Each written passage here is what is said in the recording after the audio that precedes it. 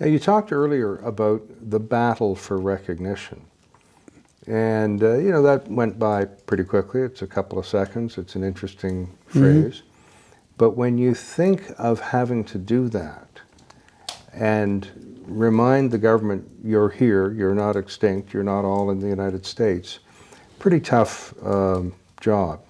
And the thing that came to my mind, you may think this is, an odd connection, but it's the Quebec writer Pierre Valliere, who from the early 70s wrote a book, the title of which is certainly incorrect to be speaking in English, but in French it's Nègre Blanche d'Amérique.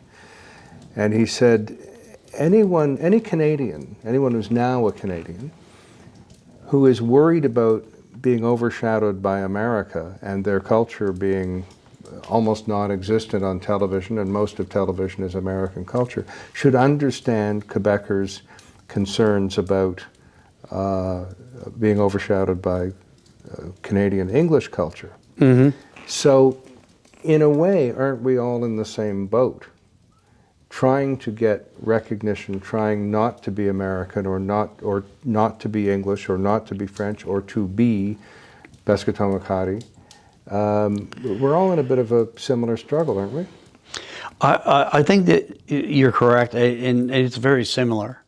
I guess where the differences lie is the fact that when you're talking about Quebec culture for the francophones in Quebec, you're looking at one society, one culture, whereas here we're looking at many, very numerous cultures here. I mean, for example, historically in this area, there's the Mi'kmaq, and there's also the Wolastoqey, there's Peskotomuhkati, and there's also the Penobscot, who are our neighbors to the south. It's ironic that a lot of people don't realize that the Penobscot and also the Peskotomuhkati and the Wolastoqey all speak the same language. A lot of people don't know that. They just think that it's a separate tribe, that they would speak a different language, but they don't.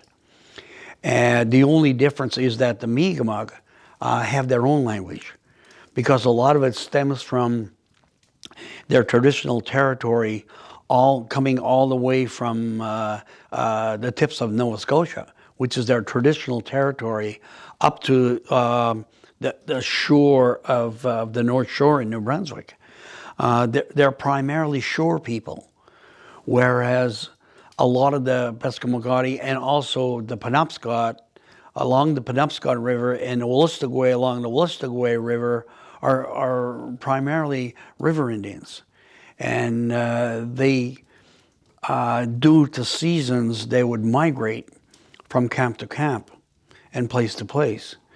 And I guess there are differences in that way, that, getting back to your question, that we're looking at many different cultures. They're only looking at the one, and it's as equally as important as ours. I can't speak for them or for anybody, but I would suspect that some of the Irish Quebecers who had been francophones for 4 or 5 generations might give you an argument saying, well, no, yeah, that's true too, we're a bit different. Yeah. And the Shack and the Braillon and the Acadiens have slightly different takes on things. And then past about Sault Ste. Marie, Métis, or Métis, yes. as they're sometimes called, yet different yet again.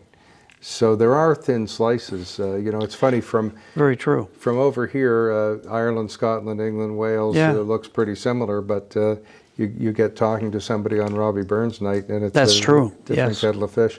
Yeah. Now, speaking of language, you had a wonderful gift in growing up in was it totally fluent in the language household? Probably 75 to 80% was, I guess, primarily in our home language at home, because my grandmother and my grandfather had limited skills in the English language, which I guess was a gift for me growing up. Because you heard your indigenous language daily. All day, all day. I'll reveal why I'm asking the question after you answer, but do you have any idea what their vocabulary would have been? How many thousand words?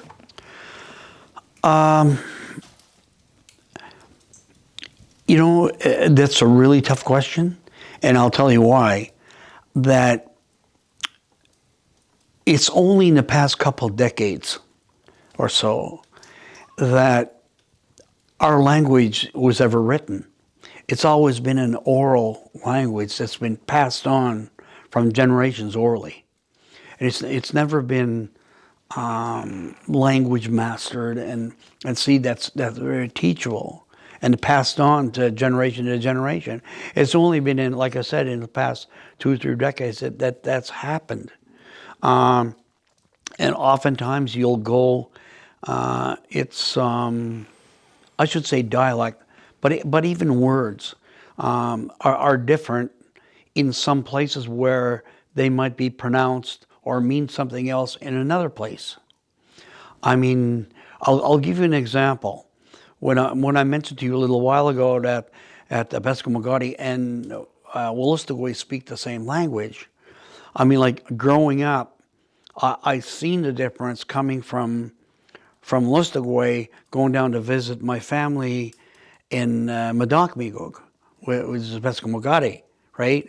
And I would get there and we would speak the language, but we speak it differently. Where I would say, Majabazin Agilun, which is, we were Wolastoqey, we would say, Majabazin Agilun means, let's leave and go somewhere. Whereas the Peskotomuhkati would say, Majabazin Agilun, like they would kind of sing. It's a different, whereas the words are exactly the same, the pronunciation is different. So it goes from, I guess, I don't know if it's regionally, territorially, but the language, the same thing with the Penobscot down in Indian Island, in Bangor, Maine, where the Penobscot are, that's the big tribe there.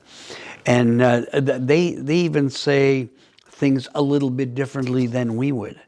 So I guess there's little differences, even there's variances from place to place. Well, as there is in English, try asking for cutlery at a fast food restaurant in the U.S. And you get a look like, well, what's going on here? Oh, knife and fork, please. Try asking for a napkin in England as opposed to a serviette. So what's the old joke? The English and the Americans are united by a separate language or something like that. Yeah, exactly. Well, the reason I asked about the number of words, whether they're written or spoken, there would be a certain level. I heard years ago that the average Elizabethan had a vocabulary of about 3,000 words, and Shakespeare's was 10 times that and invented many words like luggage. And the average Elizabethan, really wasn't understanding most of the words that were there, and that's why Shakespeare repeated himself so often. Now, your example of intonation, because if I say going, that's a question. Are you going now? But I've reduced it to one word. I would imagine your grandparents could express themselves and get through the day and get through the week and instruct you and so on with however many words they had, whether it was 3, 5, 8,000 words, whatever it was. Getting back to that question, I really wouldn't know, because like even to this very day, I'm 70 years old, and I had the privilege of growing up with my grandparents and learning the language. But I guess over the years, I've kind of lost it in my own way. I'm still fluent or functionally literate in my language. However, I'll hear words that I haven't heard for 25 years. But when I hear them, I'll know what they are. But functionally, I don't use them day to day. And oftentimes that's what happens. Are you ever thinking of the name of something and you can think about it in your indigenous language but not think about it in English, or vice versa? Or a word from the other language comes out in mid-sentence?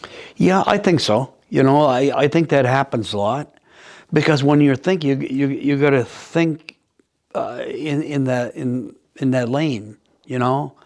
Like when you're talking about certain things, like even to this day, like I said a little while ago, I'll hear something, and getting back to text, I'll try to read text, because growing up, it was oral. I've never gone through the process of learning how to write it. Young people growing up now are writing it. So when I see a page or a script, if I sound it out, I'll know exactly what it is. But to read through it and scan through it quickly, I probably won't, because I've never had the privilege of doing that. What are some of the, was most of your first language English, or most of it, and what do I call your language? Is it the Peskotomuhkati language, or is it one that is shared, as you say, shared by several nations? It is. I mean, like the Peskotomuhkati would say that it's their language, and the holistic way would say it's their language. Named for the name of the nation. Yeah. It's the holistic way. Well, yeah, it's exactly the same. I mean, way back when, even it was probably just the one language. Is there any rivalry? Because, the English think they invented English, and they criticize some Americanisms and some Canadianisms. In a way, I think there is, because each tribe or whoever always thinks that it's theirs, going back hundreds and hundreds of years. But even with the Mi'kmaq, like when I speak to my friends, my Mi'kmaq friends, which I went to school with, stuff like that, they'll be talking, and I can recognize the gist of what they're talking about, because some of the wording and the phrasing is very similar to our language, but it's not exactly the same, which leads me to think or wonder if at one point in time in our history that the language was the same. Okay, so, well, or evolved, Yeah. But here's the thing I'm trying to probe, and that is, as a young boy, you're speaking some English, some, let's call it Peskotomuhkati because you're here. Yeah. Do you remember knowing certain phrases in one language and not the other? What are some of the first expressions or objects that you knew the name of in either language? Must have been food. Yeah, Mi'kmaq is food, right? A Beskomogan is a ball, and stuff like that. But when I started, I grew up going to school on our community, and it was an Indian day school where we were taught by nuns, and it was very religious, a lot of religion, Latin, going to church every day, and stuff like that. That's how we grew up. I have a lot of negative experiences from there. The most of which I think, or most important, I would say, is I guess the fact that it's the way you look at yourself. Always in a negative light, because you were always looked upon that way growing up, even through school. And say, look, we want you to do it this way, because that's the way society does it. You don't do it your way. I don't want you to talk your language. I don't want to hear or see you do things that you would normally do at home, because here, I want you to do it this way. What grade did you start in that school? Grade 1. So you had learned much or most of your language by grade 1? Oh, yeah. And then forbidden from doing it, as my mother was forbidden from using her left hand and hit with a ruler. But you kept up the language on the weekends at home? At home, yeah. Summer, what have you. Are there certain phrases in Peskotomuhkati that are better than the phrases in English? They're more expressive, they capture an idea more?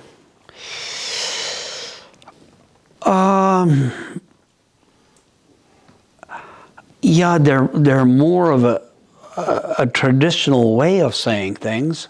I can't think of one right off the top of my head right now, but yeah, there is. You know, like as you stated a little while ago, when I'm with my people, I think that way. When I'm out here, I think another way, right? Or you don't necessarily act differently, but I guess the way you talk is different. Like even when I go, like when we have our negotiation meetings with the two levels of government, I will say an opening prayer in our language, and it's you know, like it's not hard to switch from one or the other. It's just a frame of mind.